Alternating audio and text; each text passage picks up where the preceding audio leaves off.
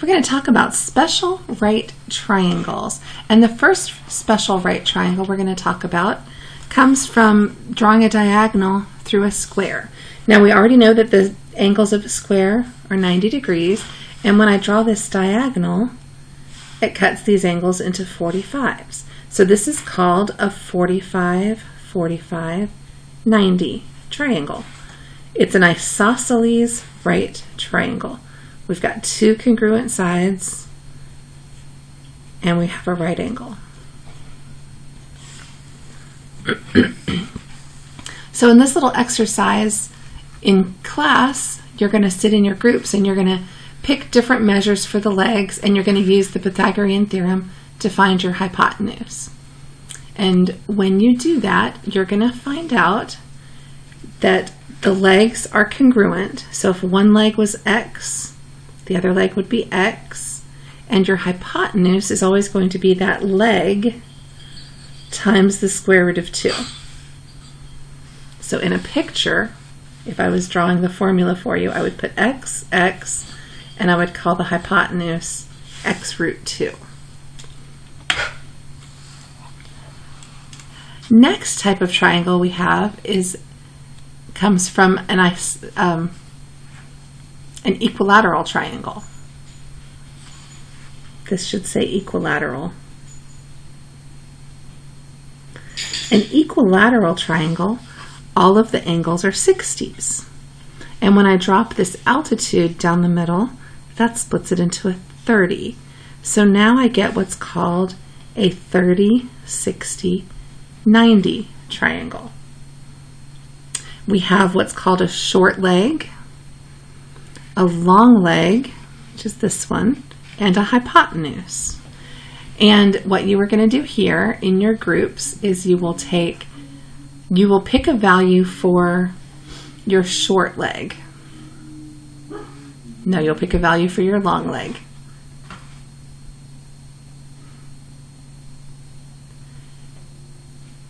Or will you? You'll pick a value for a side of the triangle, and it'll be cut in half to give you this short leg. So what you're going to find out is your short leg is x, and when you do the Pythagorean theorem and calculate it, your hypotenuse is 2 times x because it's doubled, and your long leg is x times the square root of 3. And these formulas are on your formula sheet that you get to use when you take a test. So your 30, 60, 90 rules, we're going to practice those in just a minute right now. So all of these answers, we want you to leave your answers in the simplest radical form. So we don't want the decimals, we want the simplest radical form. So in this one, notice I've got these two labeled as congruent. That means this is a 45, 45, 90. So the legs are equivalent, and the hypotenuse is a leg times the square root of 2. So you're just going to want to use your formula sheet, your notes, memorize this one. It will come in handy. You're going to use this a lot in pre-calculus when you talk about trigonometry. Let's do all of this 45, 45, 90 triangles first and see if we can solidify this rule in our minds. So number 3, it's a square cut in half. The hypotenuse is 8. Now according to my rule, the hypotenuse is x root 2. So 8 is x root 2, and we've got to find x. So we're going to divide both sides by the square root of 2.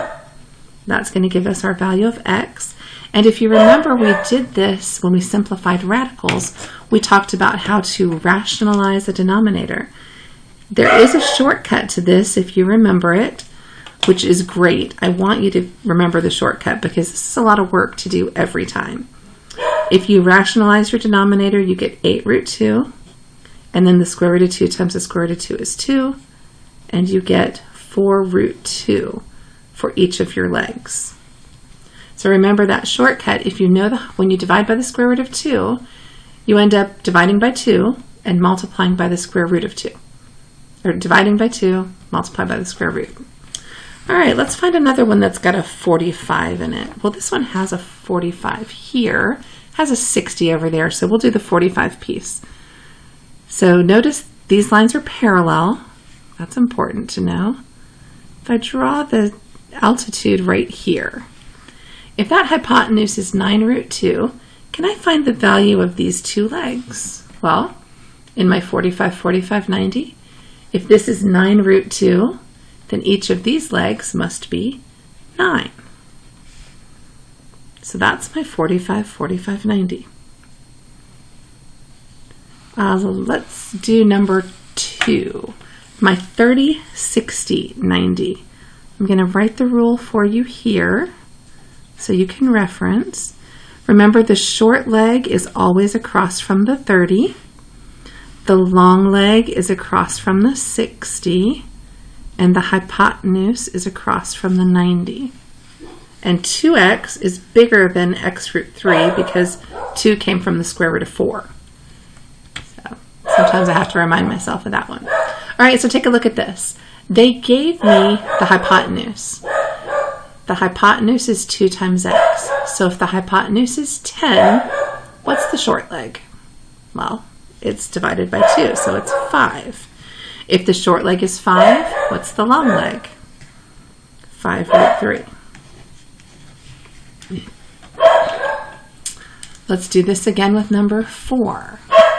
Notice they gave me the hypotenuse this time. Well, the hypotenuse, according to my rule, is 2 times the short leg.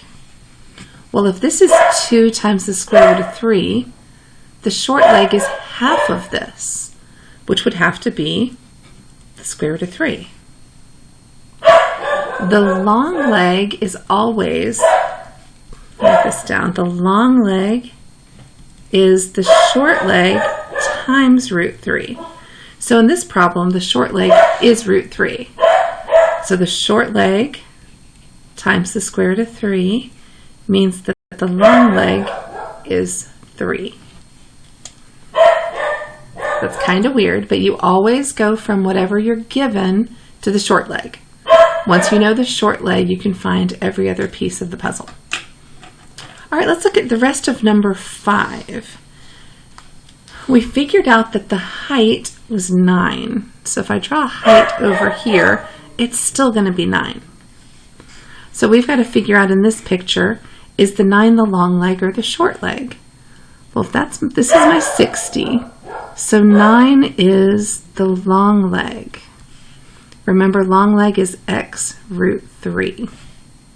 So to get x, which I shouldn't use x, this is the hypotenuse. This is short leg. To get the short leg, I need to divide by the square root of 3. And that's going to give me the short leg. So this is one of those rationalize the denominator like we did up here. And if you remember the shortcut, that's going to help you greatly.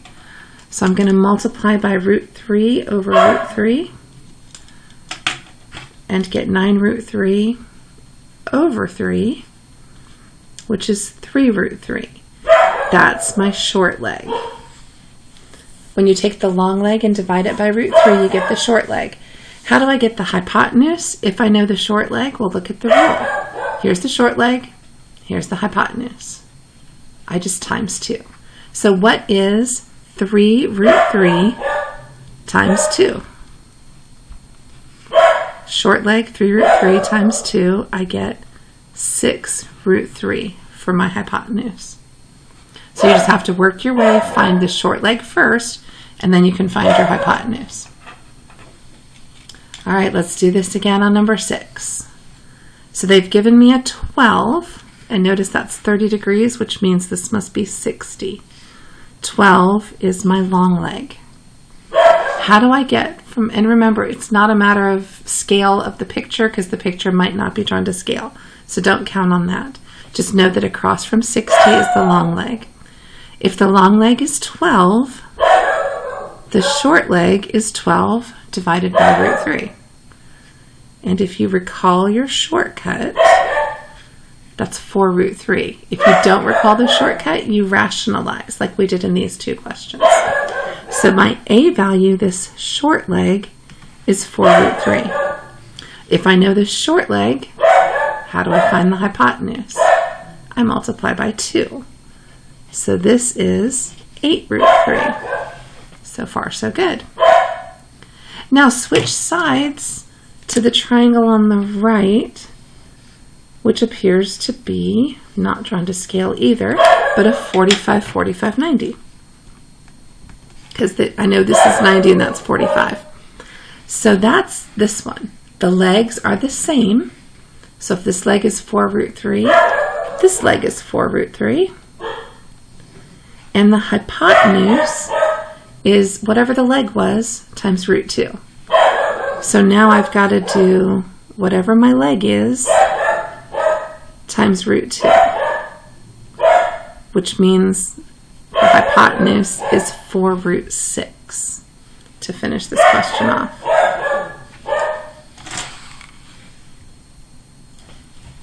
Now let's move on to number 7. Looks like we have a trapezoid here. I'm going to draw an altitude right here, and it's across from my 60, so that's a long leg. And I know up here it's 6 root 3. Okay, we got it. 6 root 3 is my long leg. Look back at your formula. Long leg is x root 3, so short leg is just the x value. So in this problem, across from the 30 is just going to be the 6. So if this entire side was 21, and from here to here is 6, this part's 15, and that's the value of y. Next up, what is the length of the diagonal of the square with a perimeter of 20 feet? All right, square. Perimeter's 20. Remember, perimeter is just adding up all the sides. So 20 divided by 4 tells me that all the sides are 5. So what's the length of this diagonal? Remember, a diagonal of a square makes a 45, 45, 90, and it's the hypotenuse, so 5 root 2. So go ahead and keep practicing your special right triangles.